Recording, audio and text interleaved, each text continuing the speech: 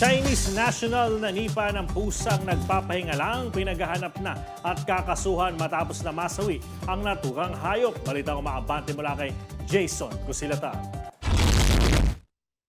Pumanaw ang isang pusa sa Ayala Triangle Gardens, Makati City matapos umano itong sipain ng isang lalaki. Ayon sa pahayag ng Cara Welfare Philippines noong Huwebes, nakita sa CCTV ang isang lalaki na sinasabing nanakit sa pusang nagngangalang Ken habang ito ay nagpapahinga sa isang walkway. Nang sitahin at dalhin sa barangay, naging arugante umano ang lalaki at tumangging ibigay ang kanyang tirahan. Iginiit pang makipag-ugnayan na lamang sa embahada ng kanyang bansa. Dahil dito nanatili siyang malaya.